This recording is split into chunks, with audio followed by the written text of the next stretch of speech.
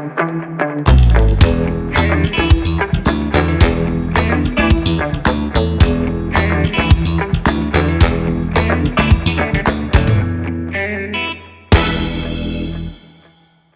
everyone, thanks for tuning in today's podcast, Under the Hood of Branding with GoSME. We are here to discover how every function of a business is important to building strong brands and investable IPs, not just sales. And today we are joined by Martin Wroe from Gambit International. Thank you, Martin, for joining us today. Martin is the co-founder and CCO of Gambit, which is a Manchester-based startup, and it was founded in 2019. Gambit International helps SME startups scale up and align their sales, marketing, operational systems, and talent development to drive profitability, streamline growth, and support strategic exits, all through integrated strategy and execution support.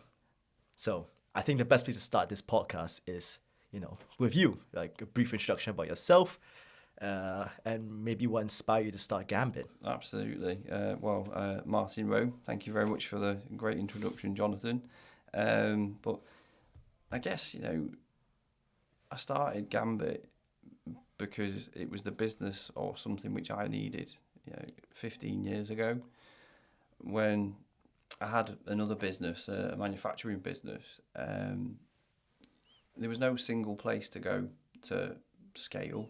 You could get a marketing agency to give you a marketing plan. You could speak to your bank manager about loans and things like that, but it was always different information. And obviously, as a board, you're thrown a lot of information very, quickly in short spaces of time, but you don't always know what's the best way of doing things. So as I exited from that business and, decided, what next? It was, went down the consultancy route, which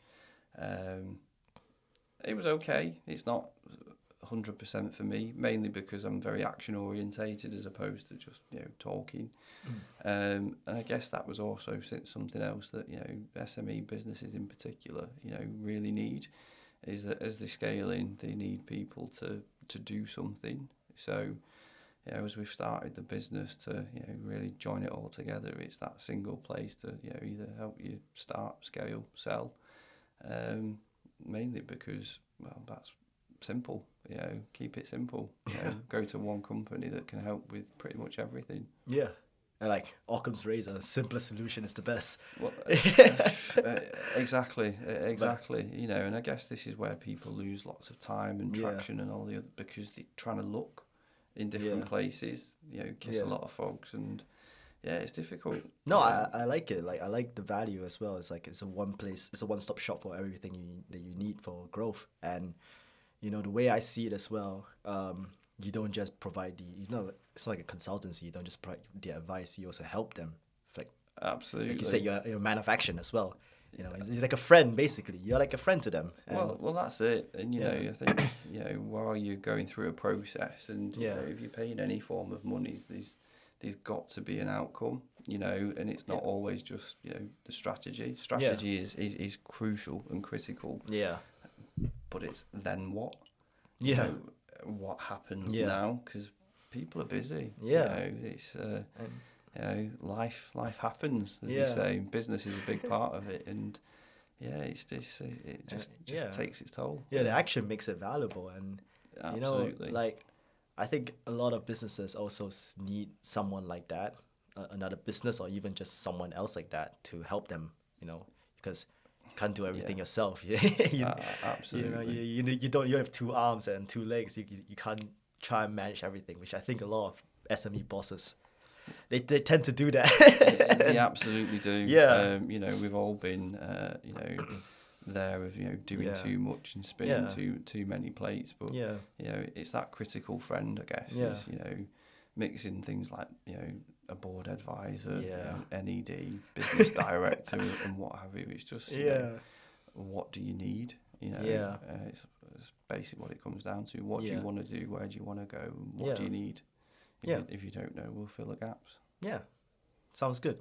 So you told me before entering this podcast that you used to work for this manufacturing company, and I just want to know, like, how did IPR and strategy help you grow this manufacturing business all the way to actual acquisition? Because I think it's very inspiring, and maybe there's a SME boss out there who would like to know as well, you know? Well, this is it, is that, again, you know, being in that, you know, world, and then the world in which I'm in now, is that you don't always realise what you've got. And, you know, the way that we looked at anything is that, you know, we had 200 something products that we manufactured, you know, we created ourselves. So because it was our, you know, creations, we could adapt them, we could do all sorts of things to them. So that led to so many different opportunities, from, you know, having one product that can be used within one particular sort of niche area, but it can also be adapted for another area specifically. Yeah, I think when we've you know, spoken before coming on the, you know, this show, you know, we had a product that we could have a coating that would be used for, you know, a football stadium, but we could also adapt that and put it with an antimicrobial additive that's then, you know, used within hospitals. So it's one function that does something else to then put something somewhere else. Because again, it's always driven by a need. You know, the real thing is to understand what you've got, and then how to roll that out. Because you've then got, you know, different industries, different areas, different environments, different countries, different opportunities, all come with its own, you know, set of challenges. So understanding what you've got, I think, is, you know, key, and then, you know, marketing that.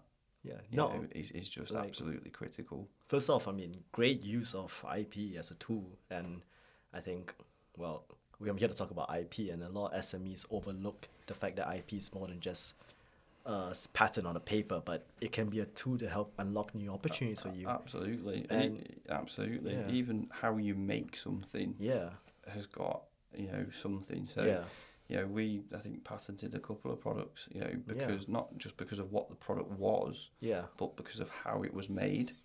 So, you know, it was not just the end product; it was the process that went through it as well. So there's a whole world wrapped up in IP, and that doesn't matter whether you're manufacturing and making something physically, or even being service led as well. Also, really interesting about the adaptability point you were talking about. So, when I was studying patent law in university, the products that made the most money, but also, you know, helped the people the most, were actually the ones that had multiple uses. So mostly it was drugs, in a sense, because someone would find a new use for, let's say, Panadol, or a new use for this drug that doesn't just stop coughs, but it also cures heart disease or something like that, and these are the ones that actually they blow up and become very popular. So, I mean, the fact that you managed to find that from football stadiums to hospitals, that's some crazy cross-border vision that you had right there. Well, it is. It's just asking that question and being curious. You know, what if? You know, what can it do? You know, if it can do one thing from its, you know, functionality. What else can it do? It also shows that you understand your product really well. Because absolutely. You know, as we created it, you know, if we don't understand our products properly, there's no hope. But again, and this is where, you know, the critical friend thing comes in as well, is that, you know, other external sources can help with that, because you may not always know if you're in the thick of it. It's rely on your community. Exactly. Absolutely. You know, leaning into, you know, everything and anything that you possibly can. Well, you clearly had a lot of vision about your product, and right now you're also the expert in leadership and vision with your thank you. Mind of a Maverick program. So let's talk a bit more about leadership and vision, you know, like, so what separates founders who build for exits versus those who build for legacy? Because these are the kinds of founders I see that are the most prevalent. Absolutely. Especially the ones that build for exits. Well, this is it. And, you know, I think, you know, again, knowing the journey that we went on, you know, our exit journey took about 7 years, you know, from deciding, well, what do we want to do? Do we just maintain? You know, do we just, you know, what we're creating it for? Why do we exist? You know, it's a question that I think most of us ask but never really answer. and just creating an exit plan. So who's going to be attractive to it, when, why? It just gives some options, but obviously asking that question of, do I want something else that goes beyond? We do live in a very disposable world right now, and there's nothing wrong with having a business to scale quickly to get out, but something that is built for a long term plan of, yes, there's what if, and there's these people that are attractive, but it's knowing what you want to do. The business that acquired us, I'm just trying to think it was over 100 years old. It was an American business. They invented things like the lever lid can and the paintbrush. Oh, wow. So, we got absorbed into what was then a $24 billion business that's now touching around 90. I think it's a bit more. I've not checked the stock figures today. But they obviously have had plans. They build things, they acquire, so this is the thing, is that there's so many different opportunities. If you're building to scale to an exit, if you're building for legacy, you've got other options available as well. Buy and build, how you create the financial plans, how you market, where you market, why. It's the exciting thing that you just start asking questions and knowing that there's an exit plan, but there's also potentially a legacy plan, and there is that crossover as well. Yeah, no, like I think a lot of people, they have this bad conception that if I'm building long term, I have no exit plan. But it's not that I don't have an exit plan, it's just my exit plan is a lot longer than yours. And, I like what you said, it's not that one is better than the other. There's no bad option. But for me personally, I just don't like building for short exit plans, like what you call disposable ventures. Yeah. It's because it's just too risky for myself. It's like high risk gambling, because your time frame is so much shorter. You make a lot bigger risk. You take on a lot bigger investments, so you're playing a lot more money, and Absolutely. it's like you're gambling a lot more, and your decisions have to be made a lot quicker, to the point where sometimes they can teeter on the edge of being impulsive. Absolutely. And yeah, I mean, it's just not a life for me. It's a real risk. And, it's a real risk, yeah. It's interesting how you say about the gambling thing, because that's what it is. Because you end up, making decisions based on feeling, which isn't always good. Yeah. If you have, facts that are in front of you, and your feelings can drive those outcomes, it's a much safer place to be, for mitigating, risks. Also, it kind of forces you to think about always chasing that one big contract when your exit plan's a lot shorter, because you don't have a lot of time. And I think that's not a very realistic way of running a business, in a sense, because I personally believe, I have a philosophy that it's you do small things, small wins, and then that big one will come. Well, and this is it, it's the compound, the small steps that move, they compound over time, and that's exactly what, happened with us in the manufacturing business.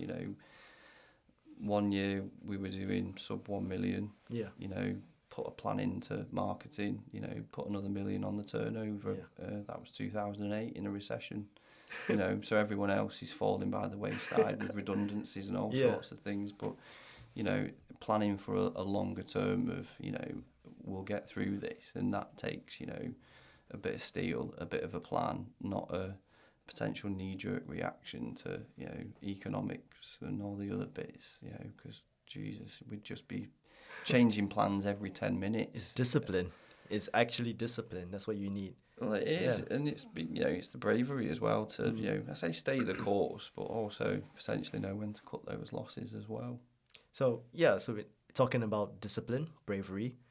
What are some other traits do you think leaders need to build scalable, reliant businesses? I think they need to be a bit crazy. It's not for the faint-hearted. I think running a business only comes secondary to the most scariest thing that you do after parenting. Because that is unpredictable, but in a business sense, joking apart, the mindset definitely needs to be slightly different from, being employed. there's a lot of decisions that need to go on. Depending on how your business scales, there can be a lot of people that are dependent for you, and it's not just the people that are directly employed by you, it's the cascade, even a short, or a small business that might employ 50 people, that may end up having hundreds of people that are dependent on you as a business, because that's families and, other children that go through that. So, it isn't for the faint-hearted, but those other sort of traits of, being able to listen, 2 ears, 1 mouth is something I was always, taught.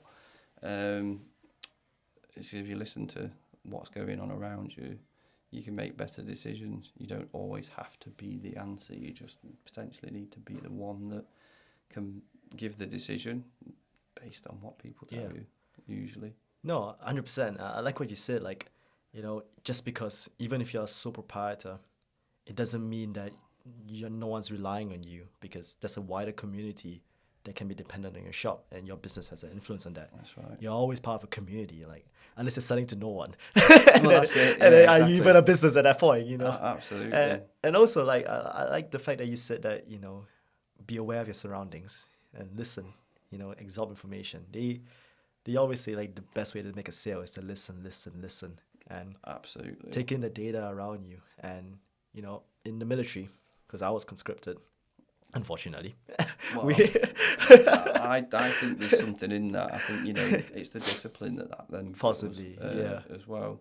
But we were taught this thing called OODA, OODA, and it stands for observe, orientate, decide, and act. And before you decide, basically what you need to do is observe, which is to take in your surroundings, orientate it, that means to process it, to understand what you're taking in and put it to your end state, your strategic goal. Then you make the decision and then you act. By following this concept, you make decisions very quickly. And you're right to say that that's what separates, a leader from someone else, is that you're the one making the decision. Whether it's a good decision, it's a bad decision, at least you were the one who made the decision. And this is it, and I guess, that's the thing, isn't it? When you, look at sort of military decisions, is that, if you're making decisions in the heat of battle or a boardroom, it might not be the right one, but you've got to make a call.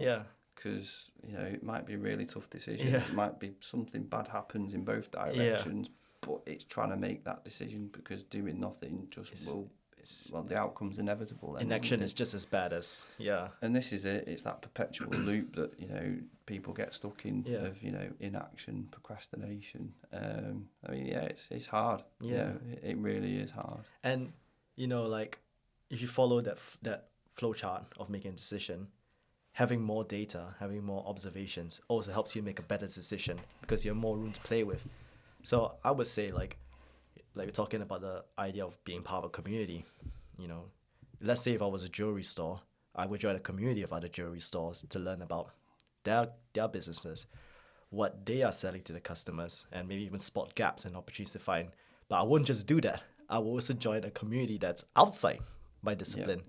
So something like a bank, where they work with gold, because then I can see how I can play into that community as well.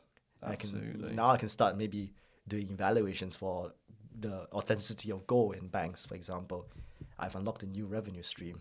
Exactly. See, joining different communities, not just sticking to your own community, is so beneficial and helpful. I think a lot more SMEs need to start looking at totally agree with cross-border disciplines. And that's how I've ended up doing what we're doing now within our Gambit business, because originally we started out looking at sales, marketing, process. It then evolved to looking at things like leadership and people. But then there was always this need of, we need to scale, so we need fuel, we need capital, fuel. You can't put a rocket on the moon without the right fuel, can you? So that, was something that came, but that's how we created our own investor network as well, because we were essentially, a consultancy that was doing sales and marketing agency work. But we've pivoted to encompass, the financial aspect. And that all came from joining those communities, talking to other people that invest, talking to equity houses, family offices, venture capitalists, bank managers knowing what, opportunities are out there. We know one bank that actually will put loans against, IP. Wow. That was unheard of, 10, 15 years ago. That'd have been great if we'd have had that, because we had one product line that was doing a solid 2-3 million a year. Yeah. But you couldn't lend against it, but you can now. Yeah. So there's just so many opportunities. Yeah. Yeah, if you're open and just, look at those different ways to work. So, when I first asked you what traits that leaders were needed, you said being crazy. And I think that's why you came out with the name of your program, Mind of a Maverick. Yeah. So, like, what inspired you to create this program? Boredom. Originally. Yeah. It was something that was born in COVID, and I've never professed to be a coach or a mentor, but there wasn't much happening through COVID, so I ended up people that I knew, having a small cohort of people that I did mentor, and it was the whole personal branding thing. Personal brand is one thing, but I thought, well, what does I need? A bit of a platform. So created something, very cheaply on Squarespace, and gave it, some airtime. But the Maverick side of things is that ability to think differently, and not be more of a shepherd than a sheep. You can follow the world. You'll just jump onto the next big thing, and potentially not end up where you want to be. But that thinking differently, and not being afraid to be that. That's what true mavericks do.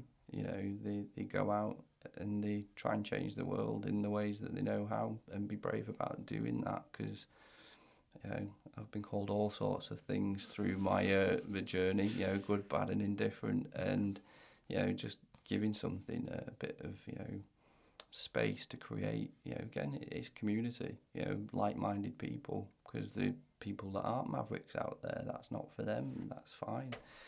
But the more people that you can align with to think like you, there's strength in numbers. No, I completely agree that community is so important, because one thing I've noticed, not just in other people but also in myself as my journey as an entrepreneur, is that yes, you are maverick, you're thinking different, but it also means that because you are thinking different, you kind of feel isolated in a sense. Like, you can't really share your thoughts with anyone else because no one's thinking at the same level or the same topics as you are.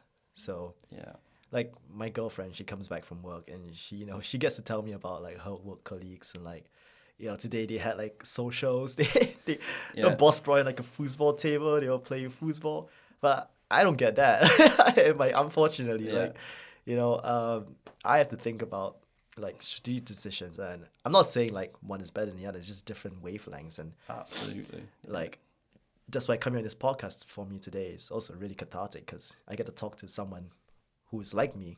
Let's say absolutely, and I get to share what my views are, and you get to appreciate it as well. And this is it. It's about daring to be different, but also just not being forceful of an opinion, because everyone's got an opinion. Whether you have to give it or not is another story. But understanding that everyone's different, and speaking to people with different views, different points. I guess the true art's always not trying to change people's opinion, because that's how arguments start. But it's about being respectful of saying, well, everyone's got an opinion. I might agree with it or not, but that's up to you. Yeah, and it's nice to hear different people's opinions as well by being part of a community.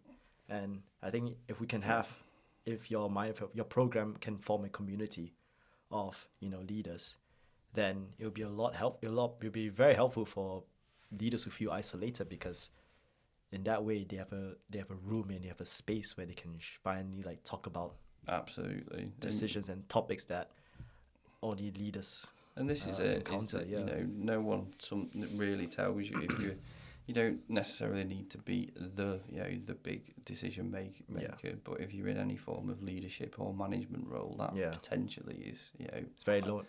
It can be quite isolating, because you've got to make decisions based upon something. You need to talk through Yeah. those things, and you may or may not be able to. And like obviously you won't please everyone. It's kind of a shit, like leaders are still human beings. Like it's a shit decision. It's a shit feeling when you make a decision that will affect someone as well, and they hate you for it. But it has to be done. Like Absolutely, but Yeah.